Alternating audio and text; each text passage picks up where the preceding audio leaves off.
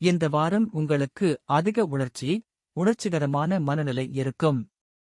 இதன் காரணமாக நீங்கள் மற்றவர்களுடன் வெளிப்படையாக பேசவோ சற்று தயக்கம் காட்டலாம். அத்தகைய சூழ்நிலையில் நீங்கள் மன அழுத்தமில்லாமல் இருக்க விரும்பினால் கடந்த காலத்தை அகற்றி புதிய தொடக்கத்தை உருவாக்க முயற்சிப்பது நல்லது. இந்த வாரம் இந்த ராசிக்காரர்கள் பணத்துடன் தொடர்புடைய எந்த ஆபத்தும் எடுக்க தேவையில்லை.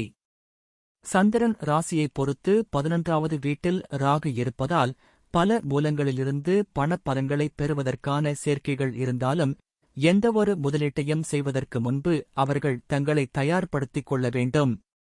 இந்த வாரம் உங்கள் மன அழுத்தத்திற்கு குடும்ப உறுப்பினர் காரணமாக இருக்கலாம்.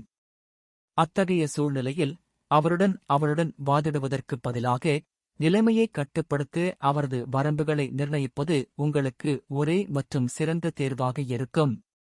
சந்திரன் ராசியைப் பொறுத்து 10ஆம் வீட்டில் சனி இருப்பதால் இந்த வாரம் முழுவதும் பணியிடத்தில் ஒவ்வொரு பணியையும் அதிக பொறுப்புடனும் கவனத்துடனும் ஒழுங்குடனும் செய்வீர்கள்.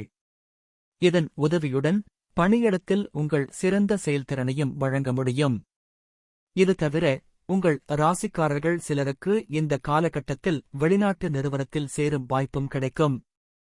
இந்த வாரம் உங்கள் தனிப்பட்ட வாழ்க்கையில் சூழ்நிலைகள் இயல்பானதாக இருப்பதால் உங்கள் மனம் படிப்பதிலும் எழுதுவதிலும் ஈடுபடும். இதன் மூலம் உங்கள் குழப்பங்கள் நீங்கி தேர்வில் வெற்றியை நோக்கிச் செல்வதைக் காணலாம். பரிகாரம்: வியாழன் அன்று வியாழன் கிரகத்திற்கு யாகம் செய்யவும்.